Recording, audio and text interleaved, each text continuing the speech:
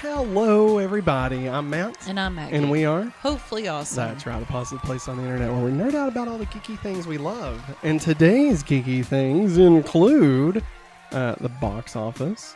In the past weekend, we got David Zaslav talking some poo-poo again. It's that first 30 seconds. I got to keep it censored.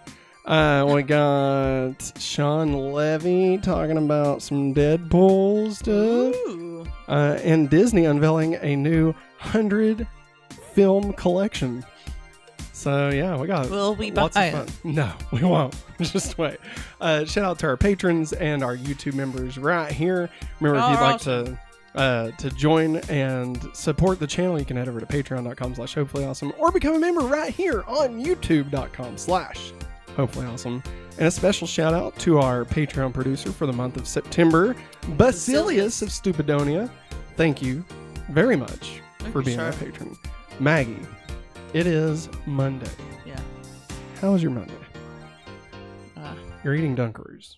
Yeah, well, You wanna our show it off kid to the- didn't eat. Like I've that. already finished them off. Try Dunkaroos, everybody. Yeah, it's Monday. Made it to work by the skin of my teeth. So, The hair of your chinny chin. yep.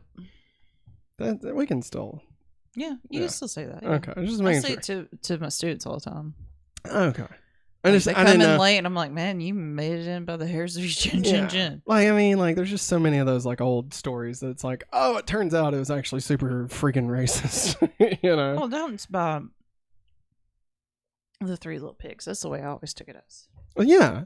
Yeah. Yeah. I didn't know if the Three Little Pigs was racist. No, I don't think so. All right. I mean, hey. I mean, correct me if I'm wrong. So I don't think so. So, little heads up for our members. We actually added a new emote into the chat. It is the rabbit, Mr. Horatio. Mr. Nibbles. So I'm going to drop that in the chat right now. If you were watching us live last week, you'll know that Mr. Nibbles is the most terrifying thing that we have ever encountered. This was on was it Super 90s Playback last Wednesday? Yes. So definitely go back and watch the VOD if you can, or the short. The short actually has more of it. Yeah. Because it got us friggin' claimed. Because of all the things. Of all the things that we've watched, that's the thing. We had Friends almost on took us that. down. We had Dumbo, Pooh, Winnie the Pooh. Yeah, had it all, man. Had it all. But this is actually our own creation of Mr. Nibbles. So it's no copyright infringement. No. This is our version. It's a parody. Mhm. In fact, it's not even called Mr. Nibbles. In fact, we've never even heard of Mr. Nibbles. No. It's time for the news. Good news, everyone. I'm sorry. It's where I inhaled dust. It's okay. It's just. It hurts. Are you okay? Yeah, I'm okay. Do you need like some? No, Do you need a lozenge? I've got a not lozenge. with my raspberry tea. Got a Blech. lozenge. It's a Ricola.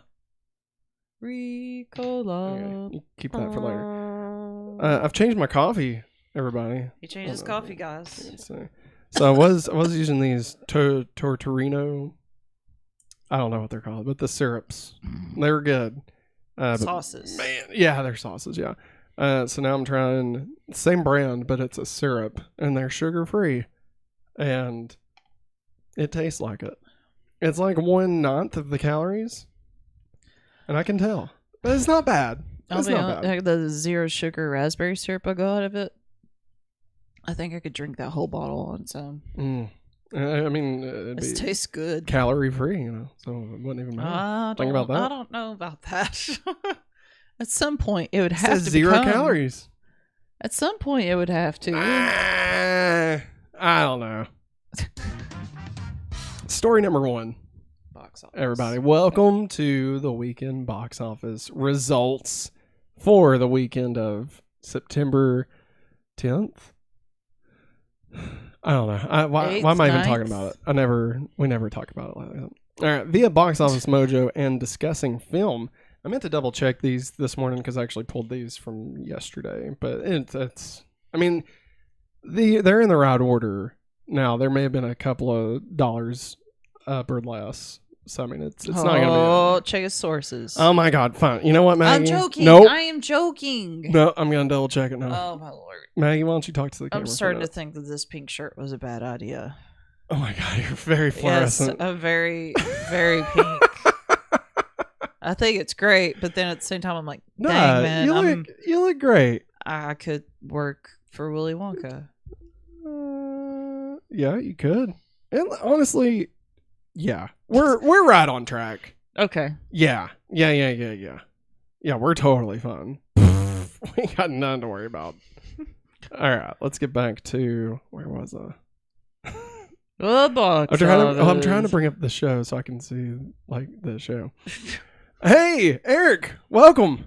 Bro! Jesus, that was very loud. I'm sorry. That was very, very loud. I'm so sorry. Holy I'm sorry, God. Eric. Apologies. I'll muffle my voice for the rest of the night. I mean, you can just talk normal and just not yell out. Bro! Oh, how about you that gets loud half the time? Yeah, that's why I do one of these where I bring it close to my mouth and then I take it back because I'm loud, baby. And then you just kind of bring it back down.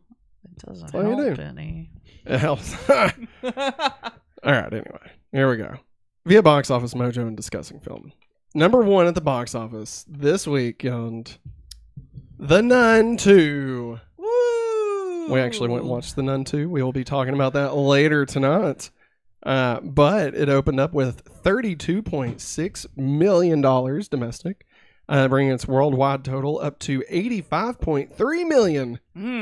Getting them Catholics. Hey, man, no. It's getting... No.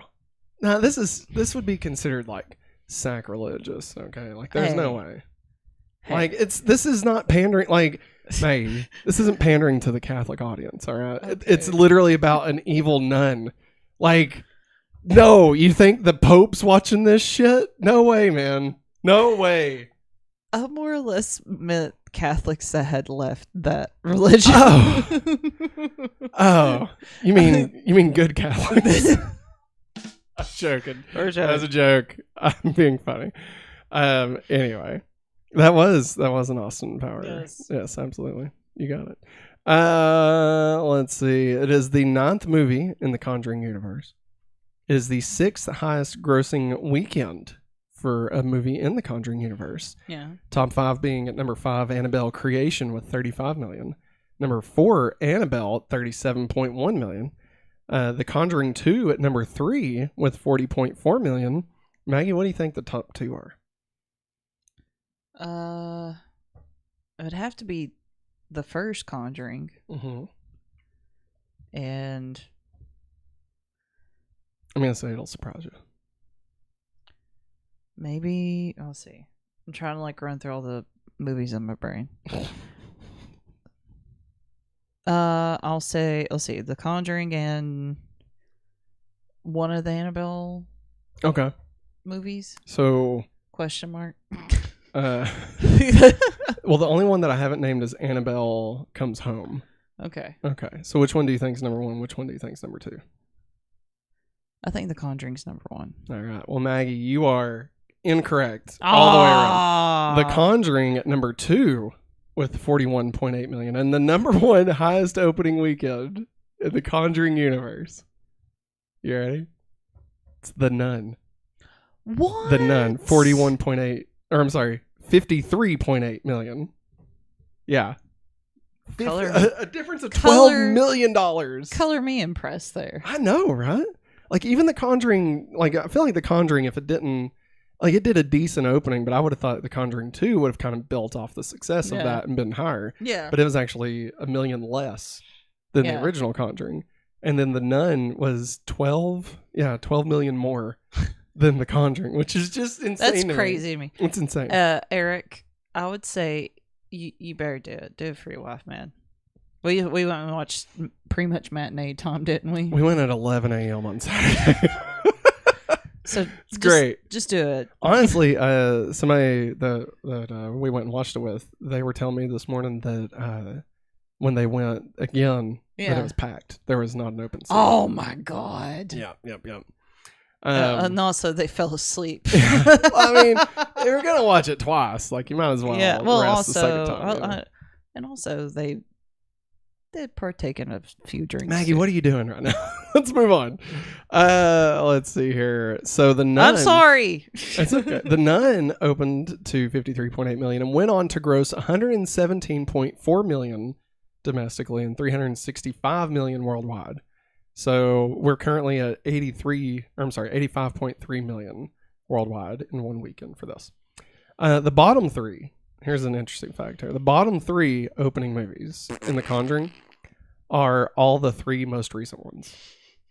So they opened, I don't have the exact numbers, but they all opened between 20 million and 26 million. Yeah. And they're the three most recent. So that's Annabelle 3, Conjuring 3, and La Llorona, something like that. Yeah. Which we now own all of those. So we own all of them except for the Nun 2. Which I will say, the Conjuring 3, I could see, like, obviously it opened during COVID. Yeah. I think maybe even a year after. So it might have been 21, 22. I think we had talked about it. We think it was 2021. Yeah. Or it might have been last year. It might have been 20. I can't remember because anyway, it was open. It was open day and date on HBO Max. Yeah, so that could also be why the numbers took a bit of a hit. That's true. So, at number 2, dropping from the number 1 spot, The Equalizer 3 brings in an additional 12.1 million, bringing its total to 61.8 million domestic, 107 million worldwide. The number 3. We got a brand new hitter on the list here. My Big Fat Greek Wedding 3. No. Opened up at number 3 with 10 million domestic and 12 million worldwide. No. So just for comparison, My Big Fat Greek Wedding 2 opened to 17.8 million in 2016 and went on to make only 59.6 million. My Big Fat Greek Wedding, the original, did not open high because it was an independent movie. Yeah. But it did go on to gross 241.4 million. So yeah, we'll see. We'll see how it all shakes out. The second one's so bad. I was so let down. Do any of them include like continuity from the show that they had? No. Remember my Big Fat Greek Life or something like that? Oh God, I can't. You remember the college spinoff Greek? Remember that? Matt, that had nothing to do with it. Yes, it did. Eric says in chat, excuse me, look, we don't know who they were. They can partake on Happy Waters one shit in the morning. Well, it was in the it was the second showing. It's the second showing that went to. Yes. No. See, this is why we don't talk about people we know. I didn't say names.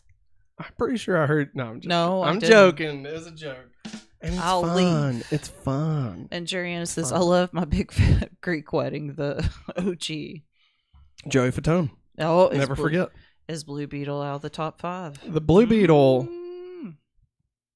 Well, we're almost there. So at number 4, a new opening movie called, and I may pronounce this incorrectly, Jawan, Jawan, Jawan, made $6 million.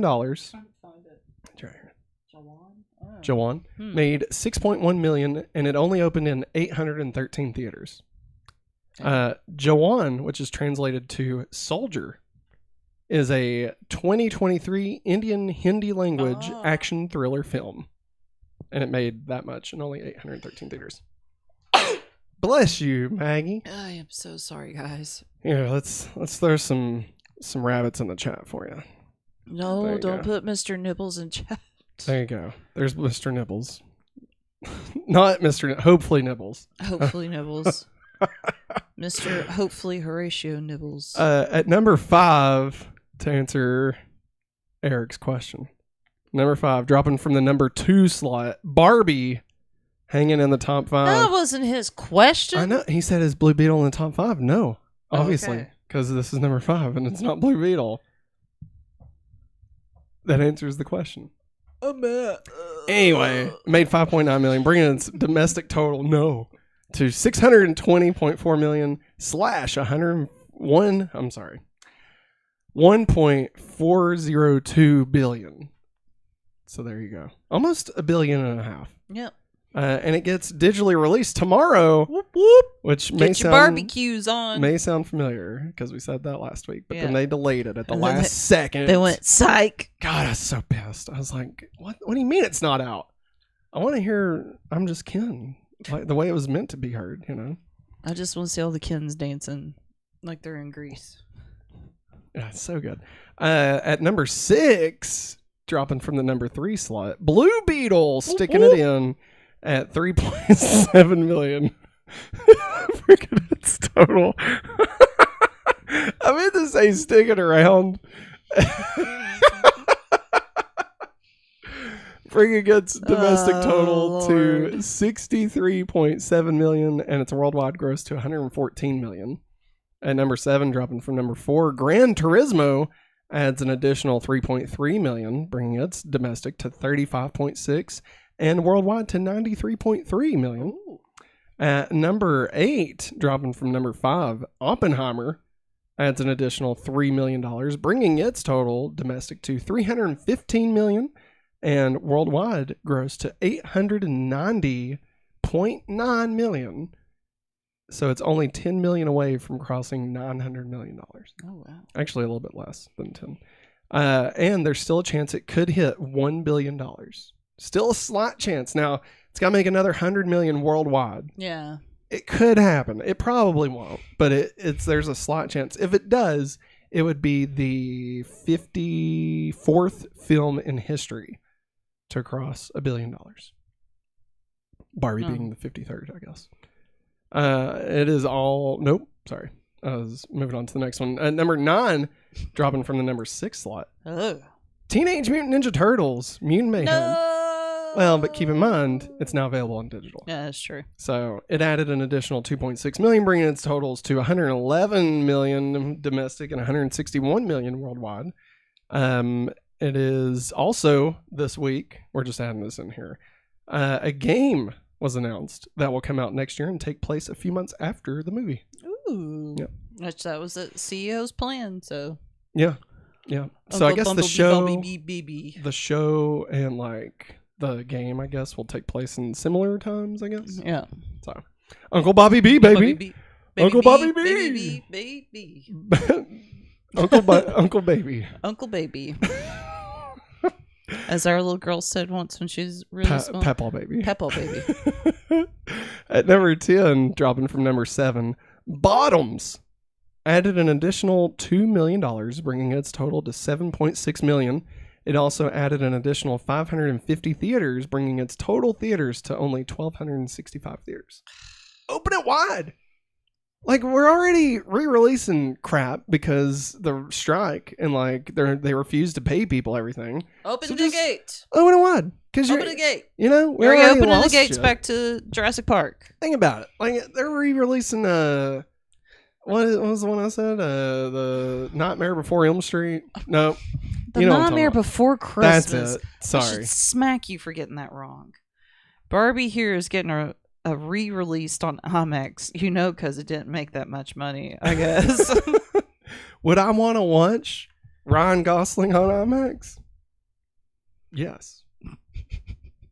I would also want to watch Will Ferrell's people do this. Yes. Ride the bicycle. In IMAX. That'd be great. God. Too bad we don't have an IMAX around. Maggie, any thoughts on the box office this weekend? Any surprises? No. I mean, Barbie's hitting digital, so it makes sense it's going down. Yeah. And like... she has reigned supreme. I mean, you can definitely tell we're out of the summer season. Because, these box office, the fact that number 2 is at 12 million, and in the top 10 is a movie that made 2 million. Like summer has come and passed. The innocent will never last. Wake me up when September ends. Speaking of September, I'm joking. I don't know that guy on YouTube again. Story number 2. Oh, via The Wrap, David Zaslav believes Harry Potter and Lord of the Rings are underused as Warner Brothers. I'm sorry. Don't do it. Warner Brothers Discovery properties. So, here we go. Oh, God. What is he going to do? This is some quotes from David Zaslav here. One of the other real strengths of Warner Brothers is we talk about the great IP that Warner Brothers owns, Zaslav said. But for us, the challenge is that our content, our great IP, Harry Potter, DC, Lord of the Rings, that content has been underused. So, like, we watched Patrick Williams. Yeah. Not the one that Jerriana's related to. No, not him. It's Patrick Wilson. But Patrick Williams on YouTube, he did an episode about content and like his hatred of that word, especially when it comes to like legit stuff, you know. Eric, I'm going to answer your question real quick. Yes, we watched Strays. And I guess we're at the age we're too old for it. It was, yeah. It was. The dogs were really cute. There was some stuff that was really. There was some stuff that was really funny. Funny, yes. But there was also a lot of stuff. There was a lot of stuff. Me and him was like, oh, we can't look. Yeah, there is. I mean, it's just, you know, it's like I can't watch American Pie. You know, like it was great when I was like 16. Okay. I cannot watch that now. I can't. I think I remember watching. Let's see, American Pie 2. There's 3, right? Before American Wedding. I remember watching those. Yeah. And like thinking, you know, I thought the second one was, you know, great. I liked the second one better than the first one. Yeah. The beach and then house and then I look back on them like, those were awful. Yeah, they're very bad. They're really bad, especially the wedding. Yeah. Really bad. They all have their big giant flaws, you know. Oh yeah. And I mean that's just looking back. I have no idea if like they're even worse. Like when you take like current day into thinking about it, you know.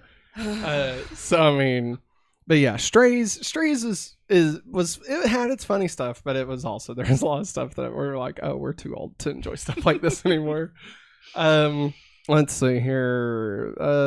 Great IP, great content. Zaslav went on to note that the company hasn't done long form Superman in over 10 years.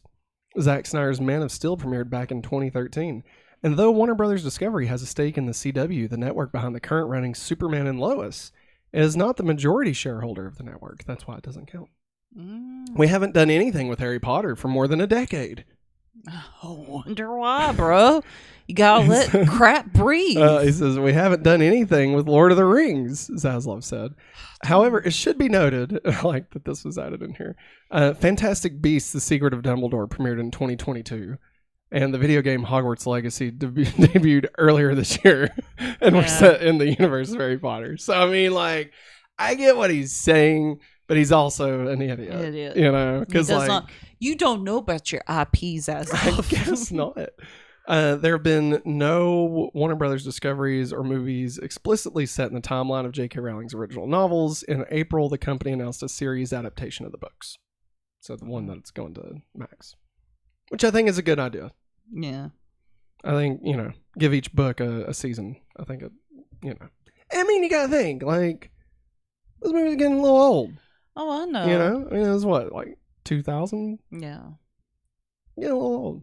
You know? That means they're going to update. It's 25 years later. That means they're going to start remaking Twilight. Probably, yeah. Yeah. I mean, think about it. We're the same people. We're getting a remake of The Color Purple. Now, you know? Yes and no. So, I mean, because it's based off of the Broadway one. We don't have a boo button. So. Let's see here. We think there's a lot of shareholder value in attaching a tenured DC, a real plan around DC bringing Harry Potter back to HBO for 10 consecutive years, doing multiple movies of Lord of the Rings, Zaslav said. He also noted that when you look at the performance of Warner Brothers over the last 20 years without accounting for those properties, it's relatively flat. Really, the only thing I wanted to talk about this is just that he sounds just so corporate and stupid, cold, and just also heartless. You have somebody over DC now. You have 2 people. That's part of this. That's what he's saying. Like having a 10-year plan. Like that's his whole thing is like, we have all this IP and we should be doing stuff with it. And why is it just sitting around? And I don't disagree. And I'm a butthole. Like, it would be like if Marvel had, like, if Disney had Marvel and then just didn't do anything with it, or Star Wars and didn't do anything with it. Right? Like, I get what he's saying, but like, it's just such a cold way of talking about these beloved franchises, you know? Yeah, it's just like you bring up Lord of the Rings. It's not that I think the movies are, pristine and perfect. I mean, they are. I mean, yes, but I'm just like, in the back of my mind, I'm like, leave them alone. Just leave them alone. See, here's the thing. I don't even understand how that works, because, like, doesn't Amazon own, like, didn't they buy the rights to all the Lord of the Rings stuff? I am not certain. It doesn't really matter. That means Zaslav definitely doesn't know his IP. I mean, I guess, like, if that's the case, it might be one of those things where, like, they have the rights to Lord of the Rings and The Hobbit, right? But, like, anything else outside of Middle Earth, almost like Spider-Man and Marvel. Because I'm pretty certain Tolkien wrote all kinds of other stuff. Appendices and stuff. Mm-hmm. Yeah. So I just... sound dumb, Zaslav. You sound like an old man. Yeah. Haha. Sounds like somebody just wanted to make $1 billion and then not pay anybody to write it. Oh, not pay him health insurance. Kind of hard to, like, make use of your IP when you don't have any fucking writers to actually write anything, Or even, like, any actors to act it, Yeah. It's weird. So sad. It's almost like maybe you should kind of give money to people that deserve it and, like, maybe value the people that actually created the IP that you're so valued at. I don't know. I mean, what the hell do I know? Out of your salary? Oh, man, now you're just talking crazy, Maggie. Come on. I wish that would happen. Come on. Let's see. Eric says, wasn't there a show that just premiered on Prime? Yeah. Yes. That's what I was thinking. An MGM merge. Yes. And not a lot of people were a fan of it. Some people said towards the end it got a little bit better, but that it was just rough. Tell you what. I'm going to open up a tab here. I can't remember the name of it, though. It was called, like, Middle Earth or something. No, it was called Middle Earth. It was something like that. That's too simple. If it's called Middle Earth, I'll pay you $50. Right. All right, here we go. Embracer Group is the new owner of the rights that J.R.R. Tolkien himself sold off in 1968. The Swedish gaming and rights holding company purchased these rights in 2022, which was used to create the Oscar-winning Lord of the Rings film. Okay, so what does that mean? What does it mean? Okay. Do they still have that? Here we go. A guide to the messy, divided rights to the Lord of the Rings. Oh, God. So, this was published in February of this year. Okay. Without one ring to rule them all, the rights for creators to tell stories in Middle-earth have long been a confusing mess, which only gotten more confusing when Embracer Group announced it had acquired a chunk of Lord of the Rings rights. Not sure who exactly can do what. Here's our guide. How many companies have rights to Lord of the Rings? Oh, boy. Perhaps the least complicated thing about Lord of the Rings is who actually owns rights to it. It's pretty much 4 entities.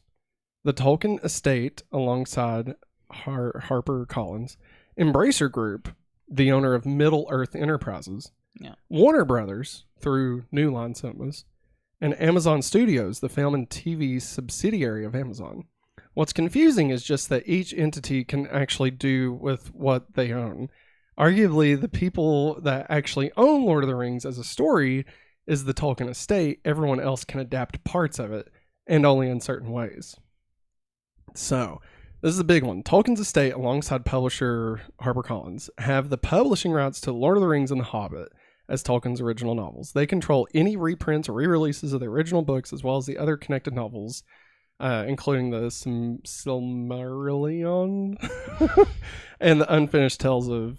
the Tolkien estate also retains the licensing rights for those later works. It's only the non-publishing rights for The Lord of the Rings and The Hobbit that have gone elsewhere. So, what can Embracer Group do? Last year, Swedish-based, born, that has owned worldwide rights Lord of the Rings and The Hobbit since the mid-70s. This includes specific characters and locations, names, objects, certain events from the story, and particular phrases and quotes from both books. Embracer, through Middle-earth Enterprises, can license these rights. This is a bedtime story. There you go, right? Can license these rights out across film, certain TV production, as well as with Amazon soon, games and other media, and currently do so through a series of licenses that were arranged during the ownership of the subdivision. These deals include Warner Brothers for film rights. Okay. But they say more on that soon. Games Workshop, the British-based Warhammer miniatures developer, which also releases the Middle-earth strategy battle game war game series, covering both the books and the Warner Brothers movies. Free League Publishing for tabletop RPGs like the One Ring RPG. Warner Brothers Interactive Entertainment for video games pertaining to both the books and the Peter Jackson movies. Merchandise companies such as Royals, Blood, blah, blah, blah. Yeah. What can Warner Brothers do with the Lord of the Rings? Here you go. Warner Brothers, through New Line Cinema, has held the movie rights to The Lord of the Rings and The Hobbit since the late 90s, after Peter Jackson, blah, blah, blah, blah. The use... As these rights are the ones licensed through Middle-earth Enterprises. Okay, not Embracer Group. I like that, Middle-earth Enterprises. Or is that Embracer Group? Hang on, I gotta scroll back up. No. Middle-earth Enterprises. Tolkien Estate. Embracer Group. Okay, Embracer Group is the owner of Middle-earth Enterprises. So that is Embracer Group. Okay? Those are one and the same. Oh, man, this is great. It sounds like truth tables. If and this, only, then that.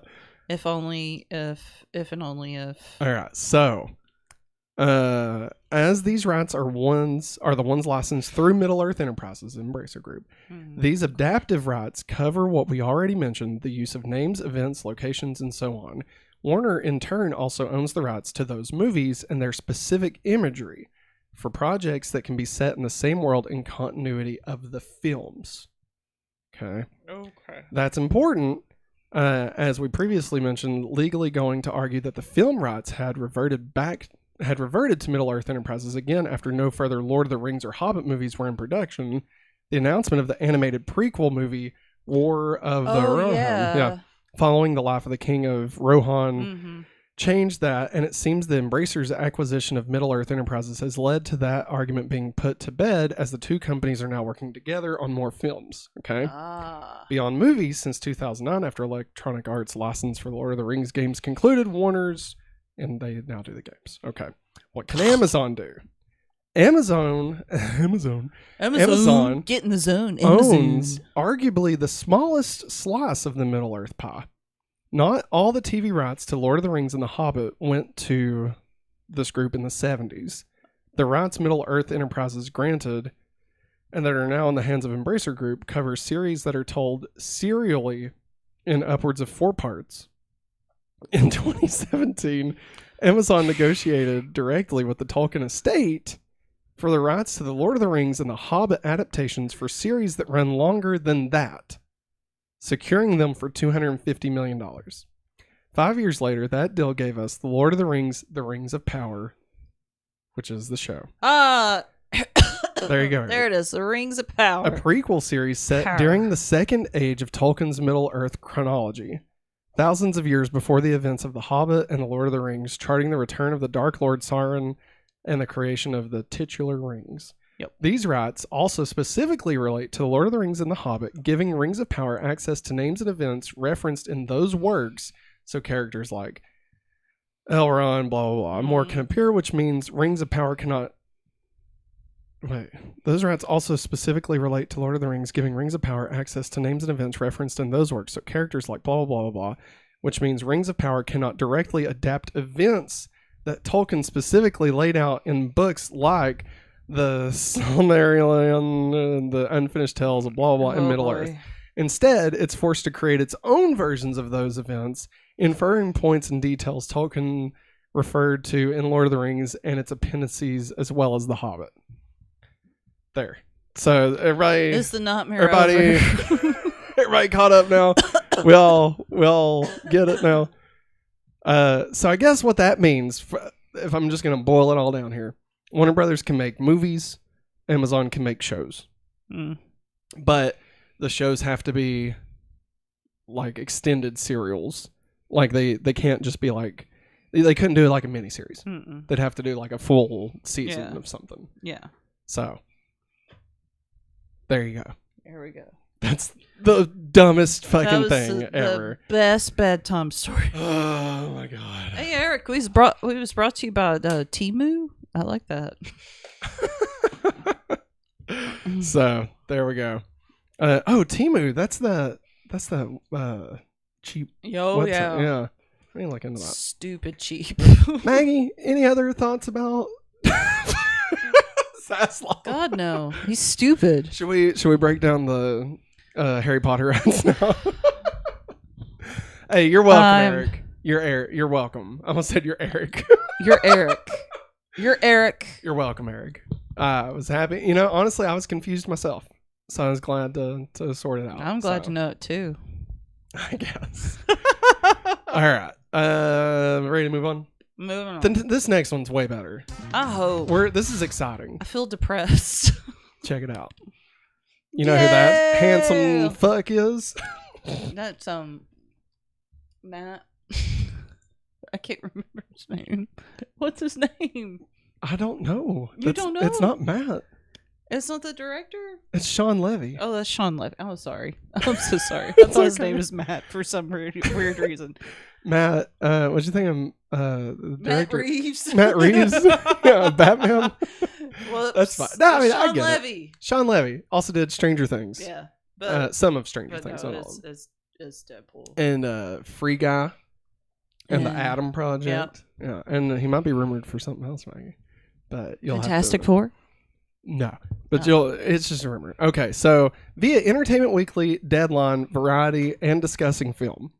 Okay, these were all snippets taken from like 5 different things, but they all happened at the same time. So, Shawn Levy was, I guess, talking about a movie that he has in like a film festival. Yeah. And like from where he's a director, he's able to still do stuff like that. Yes. As opposed to like the writers and stuff. And actors. Which he's already donated like, I think $500,000 to writers funds or something. So yeah, he's definitely on the right side of history.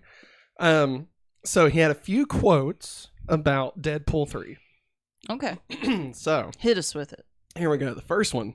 Like the rest of the world, I've waited 2 decades to see Wolverine in a whole movie with Deadpool. Yep. And I don't know if this is our last shot at Wolverine on screen, so I was going to make goddamn sure we get the old yellow and blue just once, and that we get it right.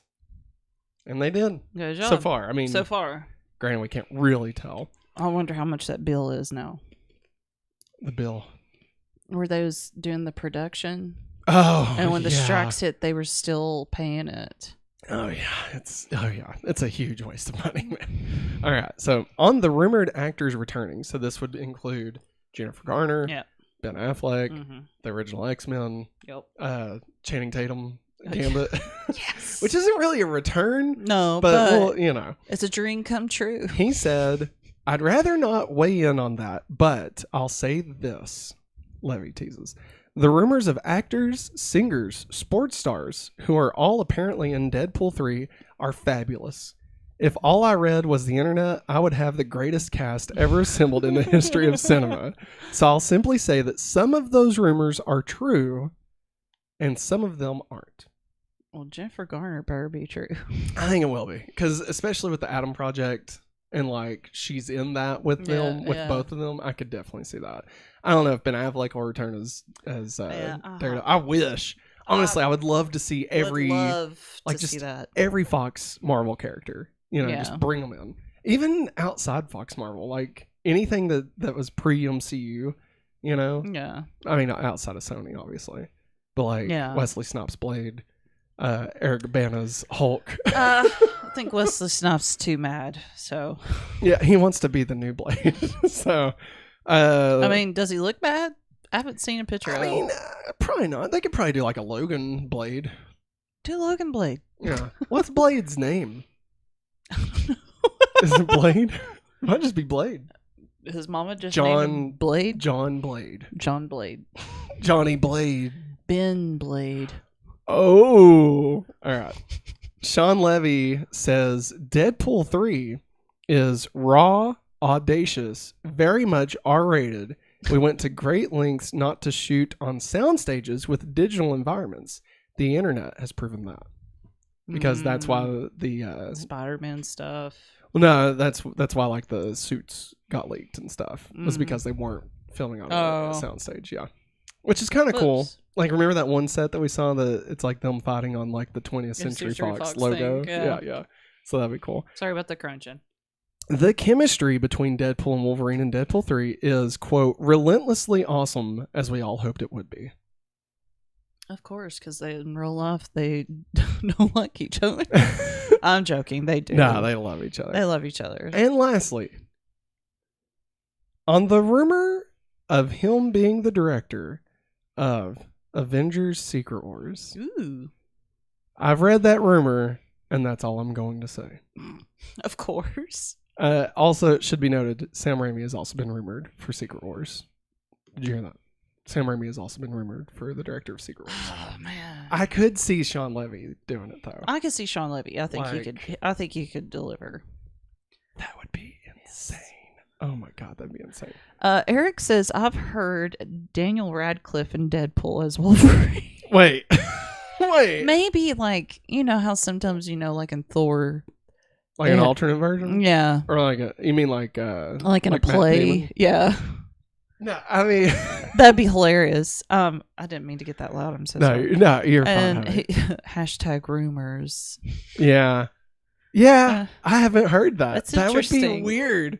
I mean, I'd love it. Yeah, I'd love it. I mean, did you ever see? That would actually be really funny. There was this sketch that Andy Samberg used to do, and it was called "Both Sides" with Hugh Jackman, and it's where he would be like his raw Australian self, but he had Wolverine's claws, but he was also wearing a tux. Yes. And so he was like, I like to fight men and sing at the top of my lungs, both sides, right? And then on one episode, he did this several times, but on one episode, Hugh Jackman showed up, right? And he was supposed to be Daniel Radcliffe. I bet that's why if that is true, so that'd be really funny if that's a callback. And he was like dressed as Harry Potter. It was great. Wow. And you had Andy Samberg doing Hugh Jackman to Hugh Jackman's face, right? Yeah. It was really good. It was really good. You gotta look that up. Oh, Jerriana said I saw a TikTok about Sandra Bullock telling the universe to get Daniel Radcliffe on Deadpool 3 while they were doing the Lost City press. There's so much. There's so much right now. We might need to look into. I mean, I think Sandra Bullock and Ryan Reynolds are still pretty good friends after the proposal. Yeah. I could see her saying, "Hey, Ryan, can you put him in?" I mean, after watching Weird, the Al Yankovic story. Yes, please put him in it. Daniel Radcliffe could do anything, honestly. Yes. I mean, everybody wants to be like, "Oh, Harry Potter, sure." No, but Daniel Radcliffe as Weird Al, that is cinema. All right. He played a bad guy in that Sandra Bullock Channing Tatum film. I've always wanted to watch it. Yeah, that's the Lost City. That's the Lost City she's talking about. Yeah. I don't know why I did that way. Yeah. Any thoughts? I'm excited. Okay. Me too. Pay people. Just pay him. Let him get back to work. I know it's not his fault, but pay people. No, it's not his fault. He's on the right side of history. Oh. Next story. Final story before we get in headlines. Wow, you can't even see that. Is there a way to... The white balance is like... Give me the remote. I might be able to... Here, I got it. Okay. Talk. Via Fandom, Disney Legacy Animated Film Collection. All right, so Disney's released... Sorry. Disney's... There's no brightness button. It's fine. You know what? It's fine. Whoa! What just happened? These lights went up. I didn't touch anything. That was so weird. Why did that happen? There's ghosts. And they changed. Paramount Plus. All right. Okay. Anyway, sorry. That was so weird. Ooh, I look like I'm orange. Yeah, I know. The white balance is totally off now. Let's see. It knew that everything was like, ooh, we're tan. I know, I'm trying. Ooh, girl. I'm trying, everybody. Audio listeners, we're jacked up on everything right now. Okay, is that better? Does that look better? That looks better. I don't look as orange. Okay. This is awful. Maybe we should just change the screen. Just go to the next screen. Because I feel like, I feel like that's just throwing stuff off. Yeah, look how better we look now. Yeah. Okay. I think it was just that Watt was like weird. Yeah. Okay. Anyway, via fandom, Disney unveils Disney Legacy animated film collection with 100 films from Walt Disney Animation and Pixar on Blu-ray, not 4K. Blu-ray, and 4K and digital codes, not in 4K. It does include crystal Mickey ears, a certificate of authenticity, and a Wish lithograph.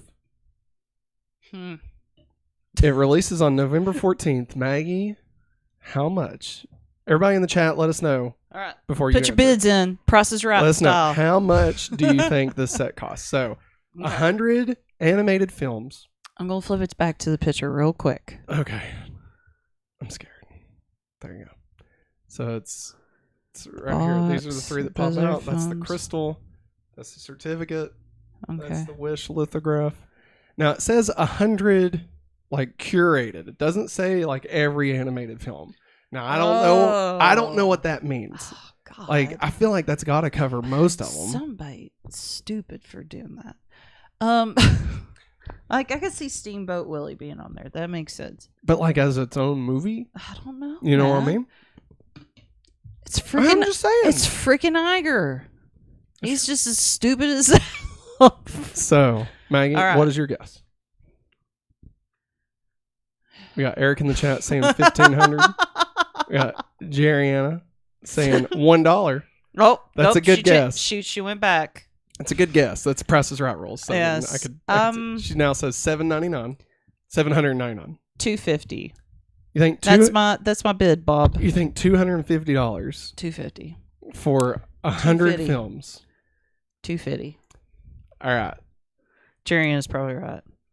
It's $1,500. Eric got it exactly. No, no, that's $1,500. Yeah, $1,500. Yeah. Somebody's smoking crack over there. What? What's funny is like you can watch them all on Disney Plus. Yeah, that's what I was thinking. I was like, well, man, maybe they'll just, Yeah, nah. What's those ears made out of? Plus, maybe I should have said it says crystal, but I should have said that it is a limited amount. Like it's also, I forget how many they're making. Good job, Eric. It's not like a super low amount. It's not like 1,000 or something. But I mean, it is a limited number. Right? Ridiculous. Hey, Mom. Welcome to the show. Hi, Angie. Bob, I bet $1. R.I.P. Bob. Yes. R.I.P. Bob Barker. We love you, Bob. Legends never die, kid. As a Sandlot. So, does Disney Movie Club still exist? Because let's see if we can get a discount. Use it as one of our buy two get one free. No, we're not getting this shit. We're not getting it. I remember. We are not. I know we're not. I remember signing up for Disney Movie Club and selecting all mine. In all seriousness, though. Yes. Do we want to get it? No. No, God, okay, no. I'm just making sure. Insert Michael Scott meme now. When Wario64, says, "Oh, it's live," I just need to make sure that I need to not go for it. Don't you even send me a text message about it. All right, I won't. I don't want it. All right. Anybody planning on getting it? Let us know in the chat if you're planning on getting this $1,500. I'd rather have $1,500 to do something else with. Okay. I think my first car was less than $1,500. I want to say. Rent. Right. Here we go. Bills. Headlines. So we got a few headlines here. Probably a bit too many, but we'll just kind of run through these. Scuttlebutt. Oh yeah, I forgot you do that now. Yep. I already did it. Oh, okay, there it is. Via Rotten Tomatoes, and don't worry, we'll talk about the ridiculous stuff with Rotten Tomatoes by the end of this. So just know that that's coming up. But it's not Rotten Tomatoes' fault. Just want to throw that out there. Okay. Because okay, we'll just go ahead and do it at the top since we're getting ready to talk. Sorry. About it. No, it's fine. Like, so basically, via Vulture, A PR firm has paid some critics $50 per review to submit positive reviews on Rotten Tomatoes to inflate the scores for some of their films. Now, to me, that doesn't sound like it's Rotten Tomatoes' fault. Now, is their system open to where it can be gamified like that? Yes. Absolutely. Like that very obviously means that there's a flaw in the way that they aggregate these things, right? Yes. And do they need to fix that? 100%. But they weren't paying people to do reviews. Does that make sense? Yes. Like it was some PR firm hired people. Like they're the ones that suck. Yeah, they're the ones that suck. So there, I want to say like some of them was there was one Daisy Ridley movie that had come out, and it was like really low, and they got it up to like 50%. Yeah, which I mean is still not a glowing recommendation, no, but it's you not. know, whatever. So there's that. So I guess the only takeaway is always take the Rotten Tomatoes scores with a grain of salt. I never really use them as an active way. Like we talk about them, but yeah, if we're flipping through like iTunes, they have those crazy sales every week on movies. Yeah, and we like click on something that we both know is a pretty decent movie, or it's ridiculous. Liked. Yeah, and it says like 12%. Yeah, and we're like, no. Like even The Nun had like 20 something, right? And we really liked it. I really the first liked Nun. it. The first, yeah. Which we'll talk about later. So, via Rotten Tomatoes, there's been 3 movies that have debuted on Rotten Tomatoes this week that I wanted to touch on. Dumb Money had its debut with 21 reviews and is currently sitting at 90%. Yeah, we have a trailer reaction for Dumb Money, so everybody go check that out. It opens wide on September 22nd. Studio Ghibli's The Boy and the Heron has debuted with 28 reviews, and it has a score of 100%. It opens in the U.S. on December 8th, 2023.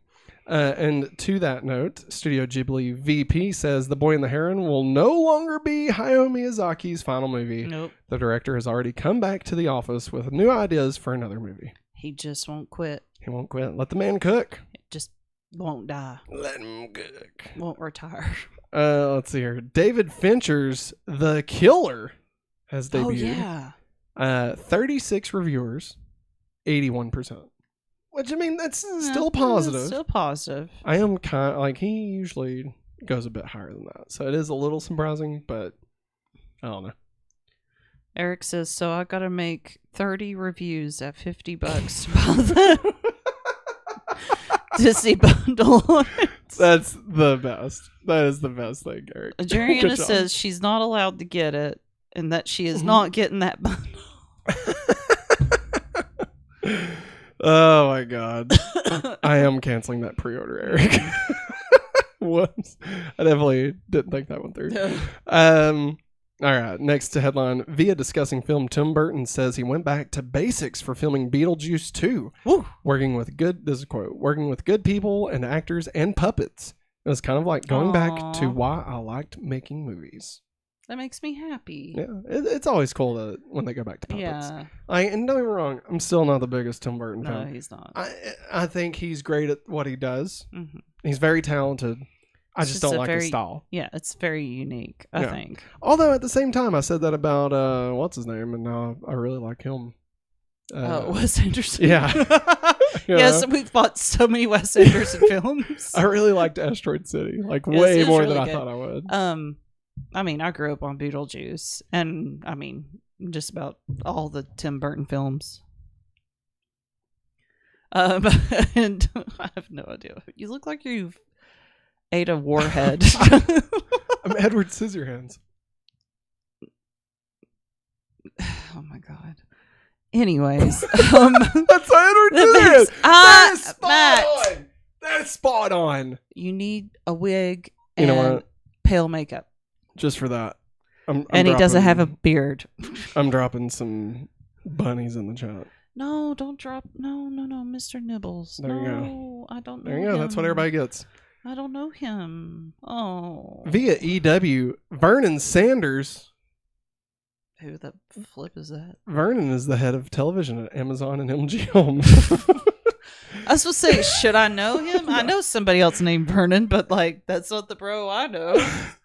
So, I mean, we're gonna watch Wednesday, Eric. All right. It's also got Algo Miles Miller who did Smallville. Okay, and it's just, It's not his taste, Eric. he's so weird. He's like, I love Ingalls.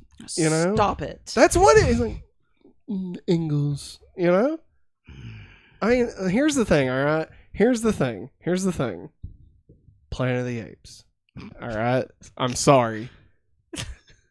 That's the whole thing. And like why. And like I didn't understand. Now, Edward Scissorhands I watched when I was a kid, and I think that's what really like threw me off of it.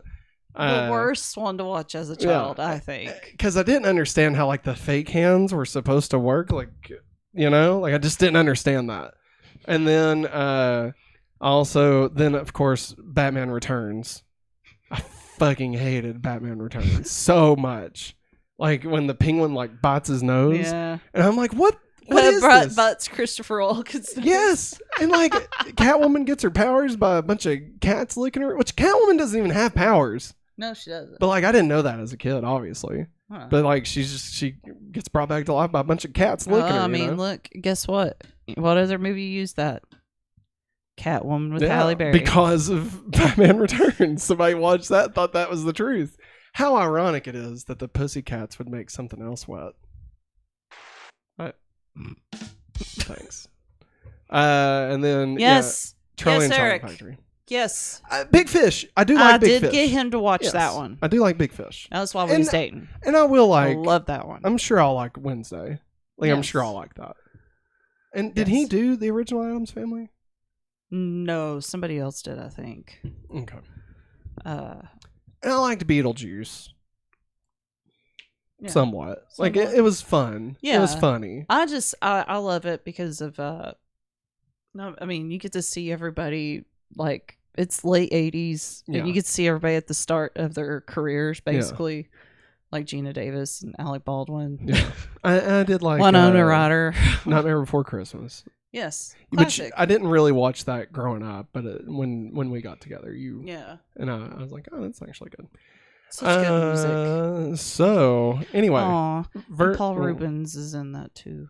He's also in Batman Returns. Yeah, I know. Vernon Sanders had this to say on the future of The Boys. Quote, I will say this, Eric, as in Eric Kripke, has had a vision for what this all leads to for years now, and we've been in ongoing conversations about what comes next. So, it's probably premature to talk about that beyond saying we believe in Eric, and if Eric is interested in continuing the story, we'll be the first ones in line to really work with him on what that is. But right now, we're super focused on Gen V and an amazing season 4 of The Boys, which I think is going to blow fans away. He went on to say, I think Seth and Evan and Eric are genuinely interested in it. I think we've been probably the ones who've been wanting to be careful not to overexpose. So once we committed to Gen V, we really wanted that to be the next thing out. And once we have it out and get a chance to see how everyone's reacting to it, we can start talking about, like I said, what comes next. So talking about fleshing out the Boys universe, having more spinoffs and stuff. Yeah. The Boys is really good. I like The Boys. And it's cool, like, Eric Kripke had a vision for 5 years. For 5 years for Supernatural. And, like, after he did the 5 seasons, he was out. He left. So it's cool that, like, he's got a much longer view for The Boys. I was kind of afraid, like, you know. He's going to dip out in 2 years. Yeah. I was scared, man, because, like, once he leaves... Man, it's Supernatural. It takes a bit, man. It takes a hit. But I've heard it gets back to being good. I know probably won't get it anytime soon, but Invincible. Well, I know Aaron Kripke. Yeah, doesn't have anything to do with that, right? But I mean, Seth and Evan, they do. I think season 2 premieres at the end of the year, in like December. I think. Okay. Yeah. Which there's still that crap gets pushed back. So yeah, there's still that one. We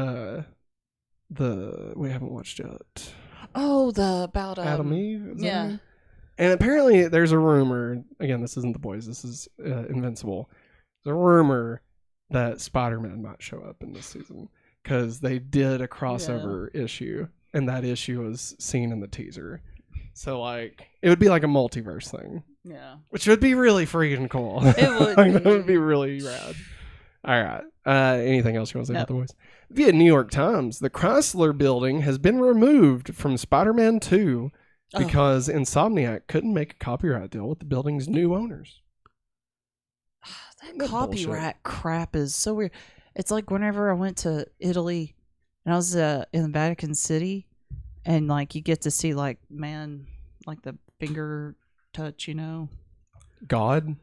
Yeah, God. The creation of man? Yeah, creation of man. I can't remember the name of it. It's okay. I mean, but like, they're like, before you come down here, you cannot have your phone out. You cannot have any cameras out. And I was like, but it's beautiful. Why not? Turns out it's because of a company. They own the copyright. That's so weird. And it's so weird that people that own the Chrysler building won't. Yeah. Well, they wanted money, and Insomniac was like, "No, we'll just put a different. We'll just render a different building in there. We're gonna make your building like 2 inches tall." They're probably like, "I know where the Avengers building is going now." Via Apple, Monarch: Legacy of Monsters will premiere on November 17th, aka the same day as Scott Pilgrim. Uh-oh. Yeah, they come out on the same day. That's gonna be a fun weekend. Which is what's fun is that's the next week, I believe, is Thanksgiving, and so we'll be able to just watch it all week. Well, I have to work like 2.5 days. That's true. I get the whole week off. Dog. What should I play? Maybe I could play. Maybe I'll still be playing Spider-Man 2 at that point. I think you will be. Probably. Via Video Games Chronicles, the Switch 2 was shown off at Gamescom. What? Yeah, so this was to developers only. Of course. But apparently it's capable of running games that are comparable to the PS5 and the Xbox Series X.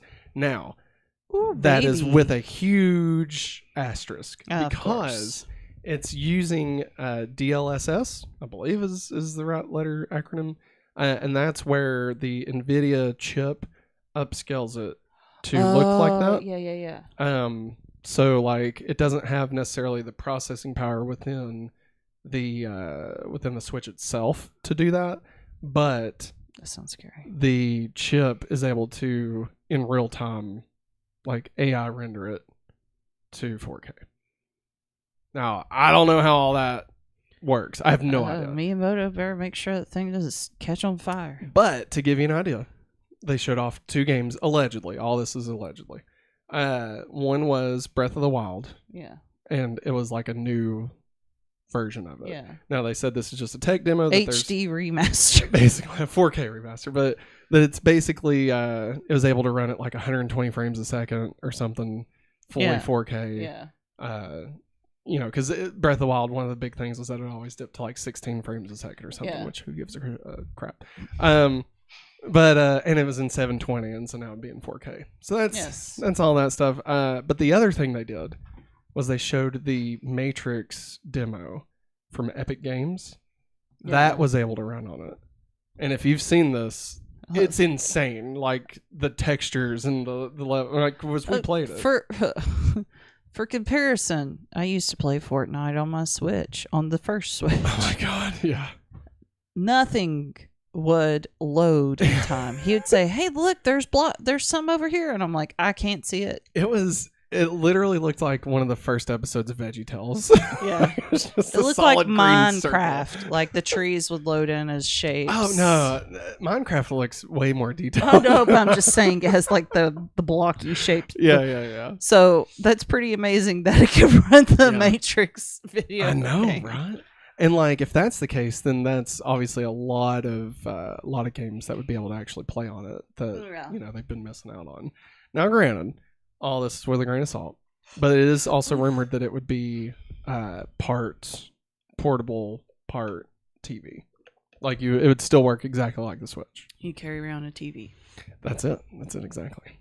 It's a hit clip. So I mean, obviously, I'm excited. It's rumored to come out. That would be amazing. It is rumored to come out next year, the end of the year next year. Oh man. So, what? I just gotta know. Stir up the console wars again. That's all. I just got no LED. which sucks. I mean, but I'm glad I got the OLED. I like the OLED. I love the Nun. Oh, thank you, Jeffrey Miller. I just caught it out of the car. We did enjoy the first one, and we're going to talk about the second one here in just a moment. We got another one. Via Vulture. No, wait, we already read that. Via discussing film, The Little Mermaid has broken records as one of the most viewed movie premieres ever on Disney Plus, with 16 million views in its first 5 days. Get a Halle Berry. And then this one I added moments before the show. Via at My Time to Shine on Twitter or X, whatever. Universal Studios is developing a live-action Legend of Zelda movie. What? It's real? Well, again, via at My Time to Shine. So that burn My Time to Shine. He's really good, or they are. I don't know if it's he or not. But they're very, very good at the things they've broken. They have a great track record. A lot of people reference at My Time to Shine. We've mentioned them before in the past. Yes, I know. So allegedly, Universal Studios working on a live action Zelda movie. I mean, my brain that's played Breath of the Wild or Tears of the Kingdom knows this story could totally be live action. It could totally work. It'd be fucking phenomenal. And good on y'all making it live action. Right? I was like, I would have been cool if it was animated. Of course. But it'd be really cool to see it in live action. And I know without a doubt, Illumination could pull that crap off. Yeah. And it'd be more serious. Almost like a Ray and the Last Dragon type thing.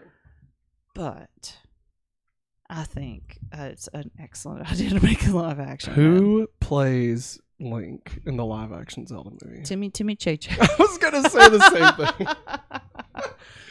No, somebody said Dave Bautista not for Link, but for Ganon.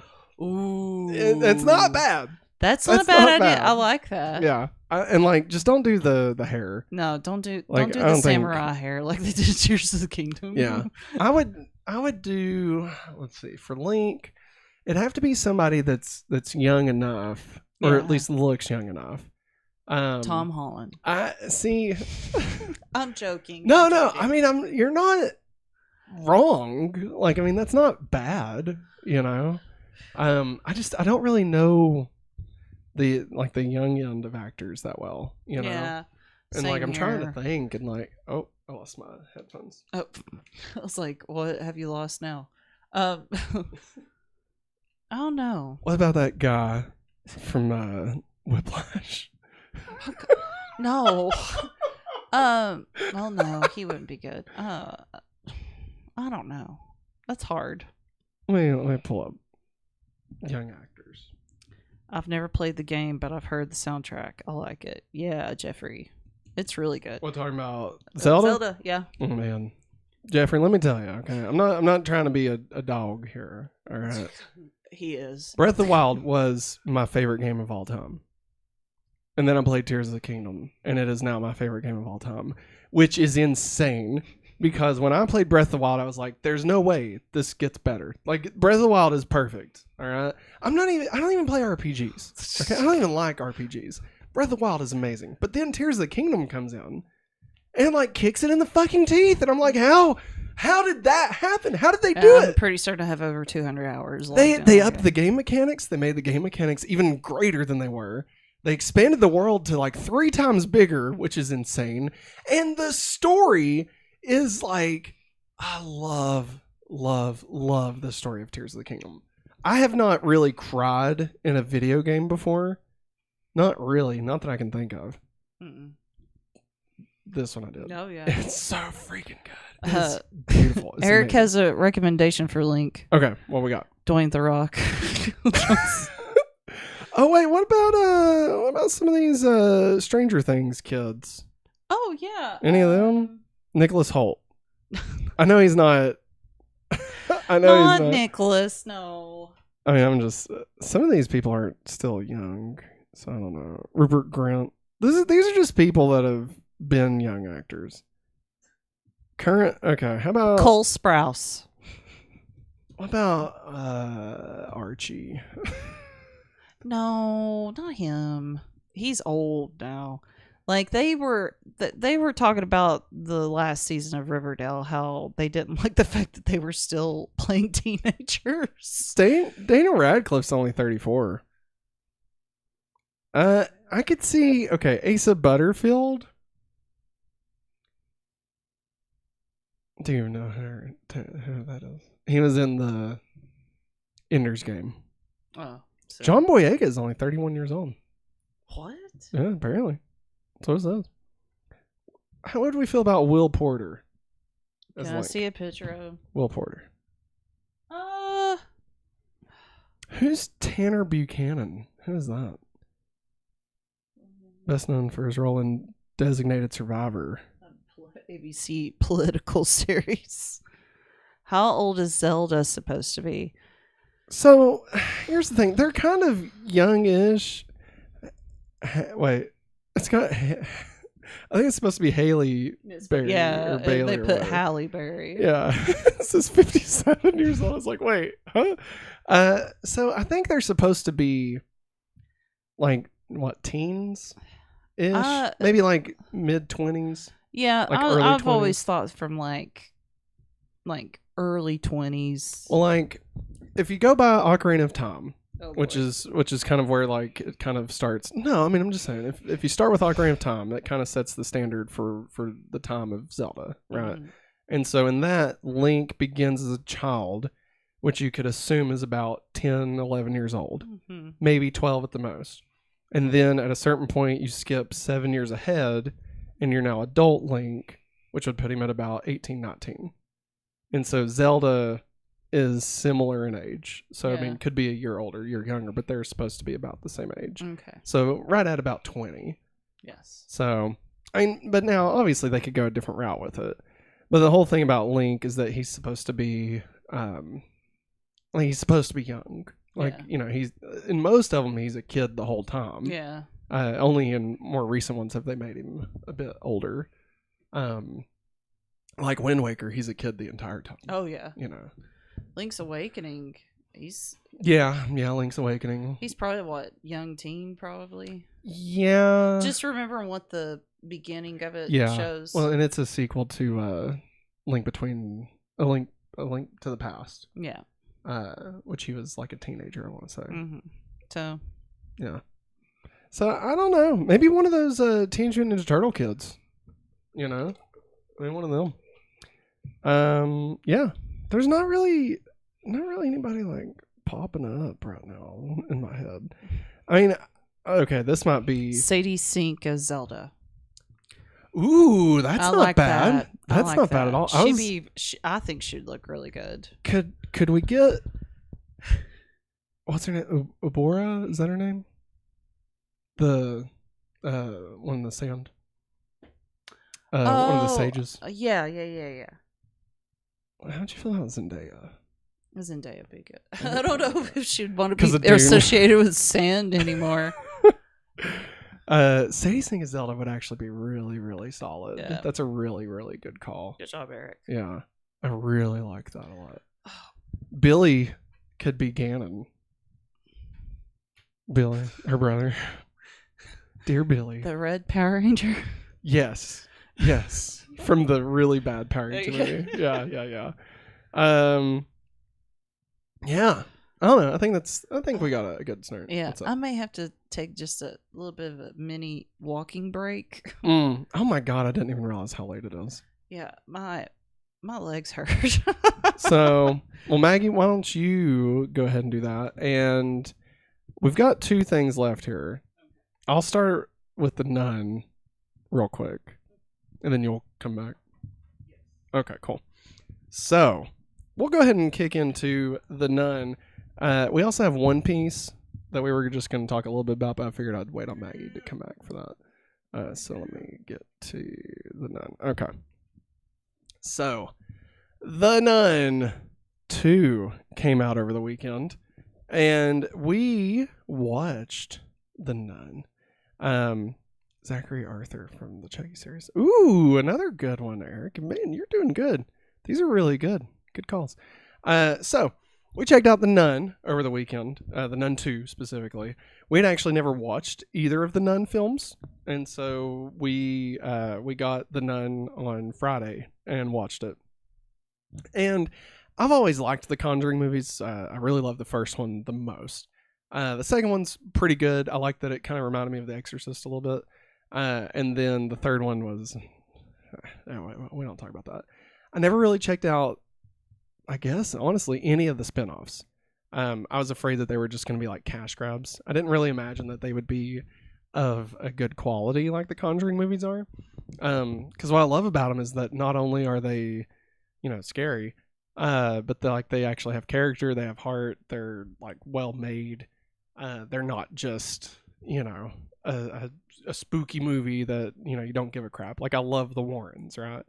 They actually take the time to make you care about the characters. And so sorry, I saw Maggie. I didn't know what that was. Maggie had a blue pillow, and but all I saw was the blue pillow shaking. Yeah, it's like doing this, and I didn't see Maggie. I was like, what the fuck is going on? Is that the Nun? And so I never really checked out any of the Annabelles. Just wasn't interested. I figured they were just going to be cash grabs, as most horror spin-off films are, right? But then we watched The Nun because we wanted to watch The Nun too. Yeah. And I loved The Nun. I was shocked. I was shocked at how good it was. God, it made me jump so many times. There was a lot of times. I just didn't expect it to be that good. And then after we got done watching it, we rewatched the trailer for The Nun 2 and realized, oh, this is just a straight sequel. The same characters and everything. Which made me happy. Yeah. Because I was like, I really don't... I understand, adding in a few side characters here and there. For sure. But, I was like, I really don't want to learn all about a whole new cast. Yeah, a whole new cast. Yeah, like a Jason movie or something. Where it's just completely new people. Yeah. So we watched The Nun 2, and I don't want to, Hasta luego, Eric. Bye, Eric. I understand, man. Yes. Oh, yeah. Don't want to ruin anything for you. So lost my train of thought. Sorry. No, you're fine. So we went and watched it, and I don't want to go into it too deep, but I thought it was a great follow up. Oh yeah, definitely. And it's interesting if you've we're not in spoilers, but if you've watched The Nun, then you kind of already know how the Nun becomes just how the Nun is in this movie. Yes. Right. And so it kind of I'm trying to think of the best way to put this. It kind of plays with that trope. Yeah. That makes sense. It's like in Scream when in Scream 4 when we found out that the girl that was going to be the new Sydney, that she was actually the killer, and if they had kept her alive and let her go to the next one, you would know who the killer was, right? Yeah. So this movie, very similar. If you've watched The Nun, then you already know how the Nun is interacting in this world, right? Yes. And so it doesn't have that that bit of mystery that the first Nun had of just what the hell is going on. Yeah. You kind of already know. And they really expand on the lore a lot of the entire Conjuring universe, honestly. Oh yeah. Because the Nun shows up in Conjuring 2, and then the Nun, this, and then wasn't there another time? So, well, kind of. I don't want to spoil it. It's in the Nun, the first Nun. Yeah. But there's.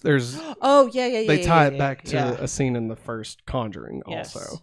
And I won't go into details of how they do all that, but so it's all kind of more connected than what we first assumed it would be. Are you getting ready to say? Oh, okay.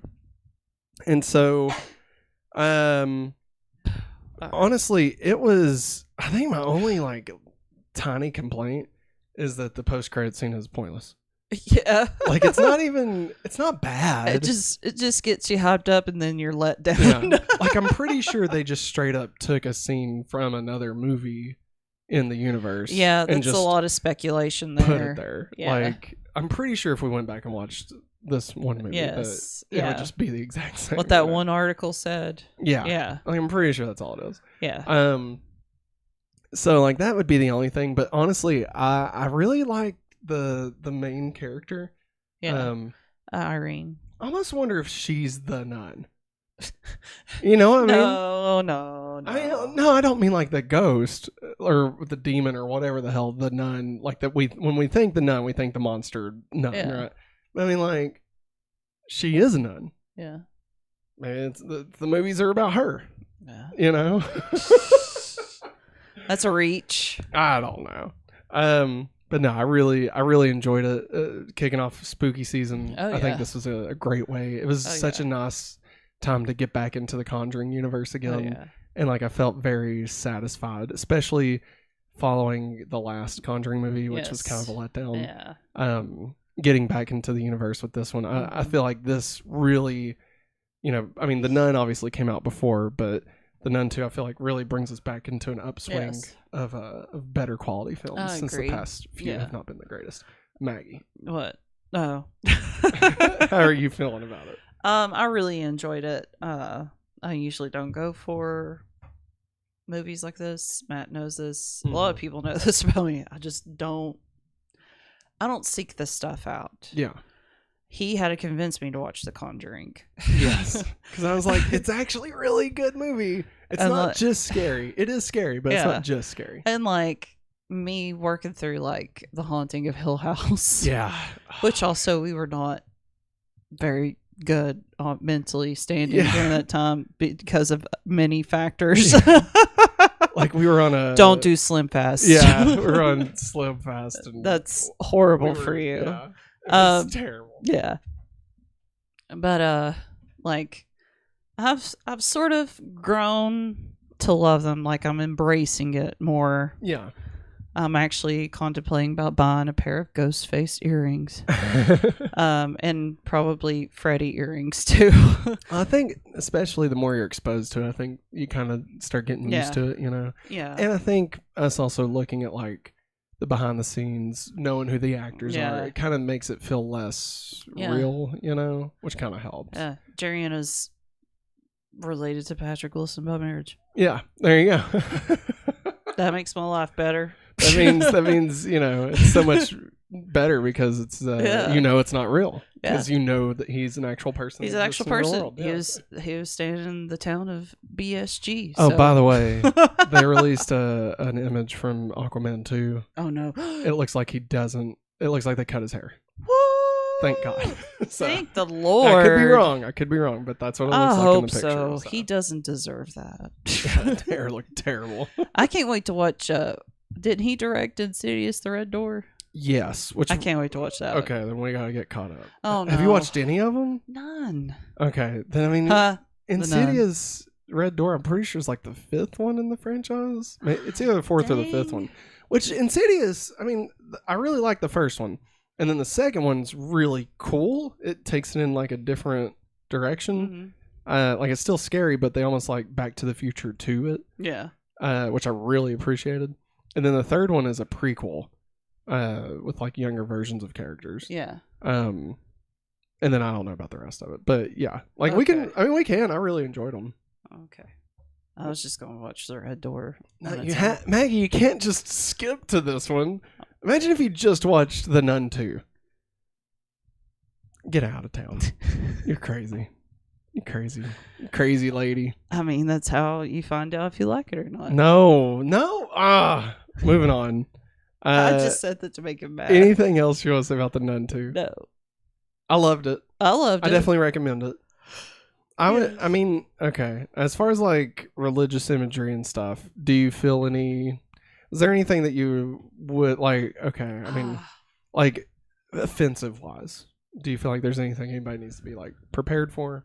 I mean, it delves into the Catholic stuff. Well, I mean, I guess what I'm trying to say is like, I don't think there's anything in it that felt like sacrilegious. No. But like, I also look at these movies like Lord of the Rings, where it's like, it's not supposed to be. I mean, it is supposed to be our world and stuff, but like, I just look at it like Supernatural. Like, Supernatural you know, if you're worried about like the religious indications of stuff, like it's fiction. Yeah. You know, like they're not trying to say in reality this demon nun person like, you know, could do the things that they're like, you know what I mean? Like it's all fiction. Yeah. So, you know, if you're worried about that, I don't think that there's anything that like is overtly like, you know, Exorcist level of like, ooh, that was, which I love The Exorcist. And like, it honestly, this shit doesn't bother me anymore because we've kind of broken down all that shit anyway. Don't carry that Thank you. stuff. Yes. Yes, exactly. And also, I know we mentioned this last week where we watched The Exorcist, right? Yeah. Like, the stuff that they show in this, that what the demon does. Yeah. Reminds me so much of that anime I told you about. Yeah. I was like sitting there, I was like, oh my God. I wonder if they stole ideas from it. Or this is just something that may have happened to somebody. Yeah. You know. I definitely think the first Nun would probably teeter on being offensive religiously more than the second one. So if you watch the first one and you were fine, I think you'll definitely be fine with this. Like, first one took place in an old church. This one takes place in a boarding school. So, like, which, I mean, there's history to the building and stuff, sure. But, like, that's the setting of this one. Yeah. So, I mean, there you go. So, as far as that goes, I mean, I didn't feel any way about it. I probably wouldn't, though, even if there was stuff to feel some way about. But at no point was I even worried about that. And as far as, like, where it would go in the Conjuring things, I mean, we haven't watched all of them yet, but I definitely really... We ran a poll over the weekend of what is your favorite series in the Conjuring universe. Mm-hmm. And, like, I picked the Conjuring, but I did have to think about it. Like, the Nun and the Nun 2 are really solid, you know? Yeah. Now, the Conjuring is better than either Nun movie, but both Nun movies are way better than the Conjuring 3. So it's like, do you play by the average good, or do you play by, like, what was the absolute best? So... And we haven't watched Annabelle yet, so... Yeah, which we need to, and the other one. Yeah. I don't think there's really anything spoilery that we want to talk about. No. Like I said, the post-credit scene, there's not much to it, so there's not really anything to talk about. So you want to just go ahead and talk about One Piece? Yeah. All right. Let's get into One Piece. Yeah! Netflix's One Piece. That was great. One Piece came out. We finally finished it. Wish we would have finished it sooner. It was just one of those things. It took us a bit. My God, as somebody that knows jack diddly shit about One Piece, I loved this. He did. Like, made me so happy. I don't like pirate things. Okay, I'm not a big pirate guy. It's not as bad as like circus stuff. You know. Although there is a clown in this. Yes. And I was like, oh boy. And then, but it didn't bother me. Like, I actually. Okay. There's no reason this should be as good as it is. Okay. Like, as far as the level of, like, quality of film, right? Quality of effects, quality of acting, nothing against anybody. I'm just like, I'm not saying anybody did bad. In fact, I think they did really good. But everything is almost with a slice of cheese over the top of it, right? Like, it's all very... Like, it is what it is. Yeah. But they own it and lean into it so much that it makes it endearing, you know? Like, you want this to succeed because these are just good people, you know, like on acting and character and everything. And, like, some of the stuff looks doofy as shit, okay? Yeah. Like, there's some shark people... really fucking stupid.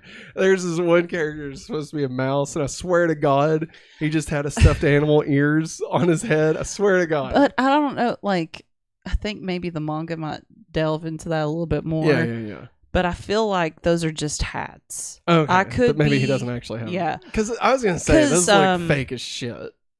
Because the other Marine, the other main Marine that we follow in this series. Yeah. He has a hat and it looks like dog ears. Okay. So maybe it's just the type of Marine hats. I guess so. It's really strange. Yeah. We did watch a breakdown showing like the comparisons and everything, and which Maggie, you may be able to actually speak to this better. Well, actually, before we dive into that, how'd you like One Piece? Oh, I loved it. What's your history with One Piece? I can't remember how long ago it's been. This is where Funimation was still going before they got bought by Crunchyroll. I got really curious about it because, like, this has been going on forever. Yeah. I think at the point I started watching it, I think he had hit maybe 500 or 600 episodes. Jeez. And now it's up to over 1,000. Yeah. Wow. And I started out watching it. It is a slow burn. Yeah.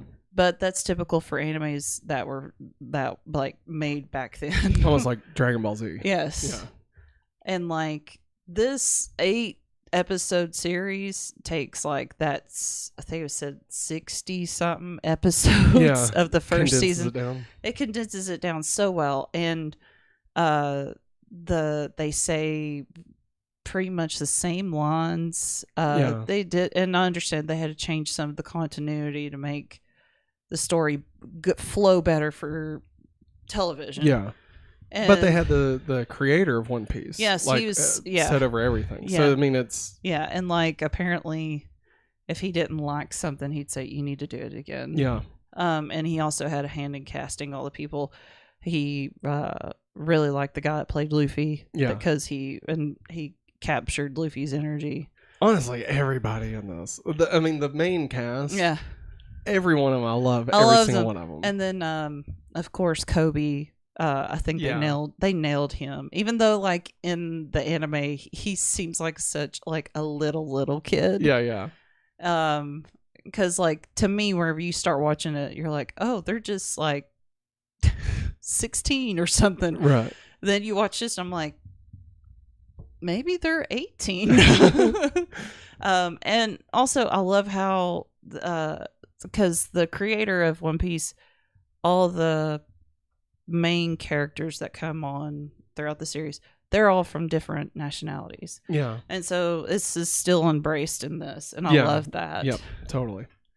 And definitely, I think another piece of it that I really like is how fleshed out like every character is. Not just the main cast, but like every secondary and third character. You know, like if somebody's on screen, you feel like they have an entire history. Yeah. You know, like there's a whole story, and like we could do a whole episode about this person. Yeah. Like they're just that rich, even if they're only in it for like 2 minutes, you know? I saw it on Instagram and I was trying to find it, but like apparently I didn't like it or whatever. But like there's 3 images, and the top one's from the manga, middle one's from the anime, and the bottom one's from the show. And it's where they're going into Cocoa Village when Nami says, Luffy, please help me. And it's no joke. They're standing in the exact same places. Like Nami's knelt down crying. Like it's perfect. Yeah. Like maybe Scott Pilgrim, I think maybe has gotten that close. Yeah, for sure. But that to me, like, this is just crazy that this guy has wanted One Piece as a live action show for a long time. Yeah. Apparently he's been trying to sell this for a long time as a show. And Netflix finally gave him a chance. And I hope there's a second season. But with my history of One Piece, I remember when they got the doctor on the boat. And like, it seemed like I remember I made it past episode 100. But like, I can't tell you what happened. Yeah. Because I was using it as like a night show to go to sleep. Yeah. Which was a horrible mistake. I would say episode 6, the chef and the chore boy. Yes. Zeph? Which one's Zeph? Zeph is the main chef. Okay. What's the one? Sanji. Okay. Sanji, in the beginning of this episode, I mean, like literally maybe 20 minutes, It's just about Sanji's history. Yeah. And I think everybody should just watch at the very least that. If you're like, I don't want to watch this, you just need to watch the first 20 minutes. You'll know when you can stop if you want to. But of episode 6. I mean, there's gonna be some spoilers for like where you are in the series, but it won't matter. Because if you go back, if it sells you on it and you go back and you watch the whole thing, then it's fine. Like you'll know one thing that happens that you're going to catch up to, but that's fine. But I think that is one of the best like pieces of a show in recent history. Yeah. I mean this flashback sequence that lasts about 20 minutes. Yeah. Is just phenomenal. It is a perfect, well-contained story, or self-contained story that like you could literally take this, release it as something, and it just be a short film, and would be amazing. Now obviously it means a lot more because we get the characters throughout the rest of the series and stuff. But I feel like if you can watch that, you will more than likely fall in love with it. And if you don't, then that's fine. Like you don't have to. But it is maybe some of the best storytelling I've seen in a while, Yeah. I can't. I still can't believe this has happened. I know, right? It's so good. And it's done well. Mm-hmm. I was so worried. It works. Like they nailed it. For something that could have been horrible, they actually did very, very well. And any time Luffy used his powers, I think it looked good. It gave me hope in Mr. Fantastic. Yes. Like yes, he can stretch his body. Yeah. Yes, it does. And it could look stupid as shit, but it doesn't. Yeah, no, it doesn't. It actually sells as him. Yeah. He can bust up crap with his legs stretching out 9 miles long, And I think like because the tone is so joyful. Yeah. Like throughout, and I mean, don't get me wrong, there's some dark stuff and some sad stuff too. But because it's so joyful, it like the tone of the show helps you accept what you're seeing a lot better. Yeah. And I think it's great. Luffy's always positive. Yeah. And I told, because Matt was trying to ask me stuff, and I'm like, I'm trying to remember things as we're going. But I told him, I said, he is kind of like Gohan. You mess with the family. Yeah. You're going to get beat up. But he's also almost happy-go-lucky like Goku. Oh, yeah. He's not as dim-witted as Goku can be sometimes. No. There's times you're like, Luffy, please, don't do this. But again, made me tear up. Yeah. So but it's really good. I really love the fact that my 2 favorites, Sanji and Zoro, I think they were so well done. Yeah, I love both of them. Honestly, I love everybody except Usopp. Which he is exactly what he's supposed to be. Yes.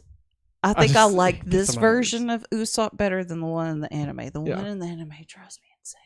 Like, he does a great job for being the character that he is. Yes. Like, and the character, like, they nail it. Yeah. He's the boy who cried wolf, like basically. that character. Yes. And they nailed Nami. He's just such a liar. Yeah. They nailed Nami. Yeah. And all their outfits were exactly like they were drawn in the anime. Yeah, it blew my mind.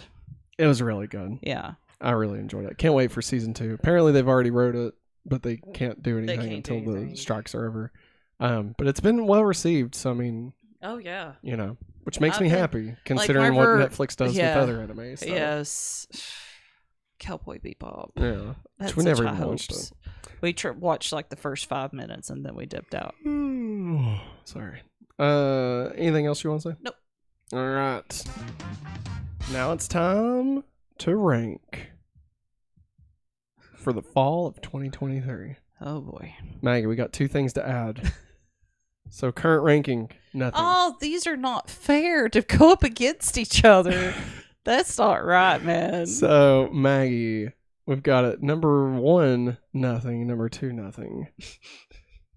Where do you want to put? Which is better? Which do you want to put higher? I'm going to say...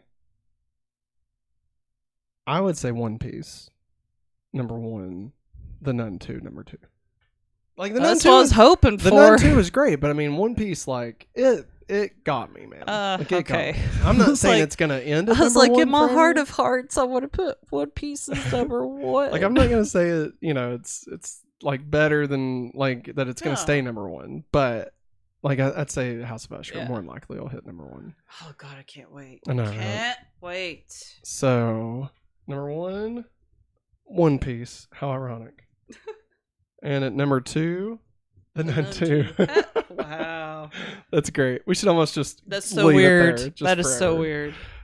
So that is your new ranking for the fall of 2023.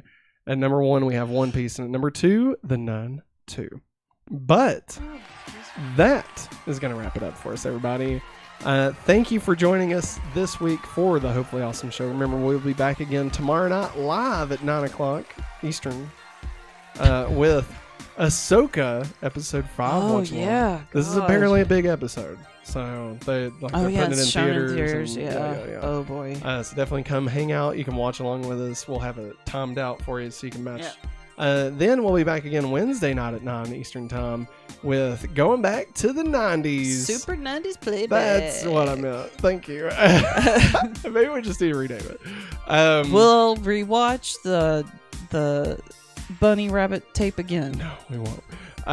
Speaking of bunnies, never mind. I'm not going to do it. But we'll be watching some more VHS tapes, so come hang out with us as we discover what kind of gold we might find on these tapes. And then, of course, Thursday night, Going Back to Smallville live with our Season 3 recap, rewatch, ranking, whatever you want to call it. But we're looking at Season 3 as a whole and talking about the special features, including the Chloe Chronicles Volume 2.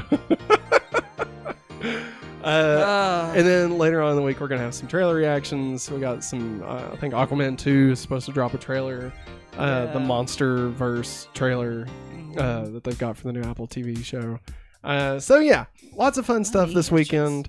We will be back again next week with our review of A Haunting in Venice next Monday. So come back for that. But that's going to wrap it up for us. Remember, if you'd like to support the channel, you can head over to patreon.com/hopefullyawesome. Get your name on every episode, or you can join it and be a member right here on youtube.com/hopefullyawesome with the same perks as Patreon, but it's just on YouTube. So there you go.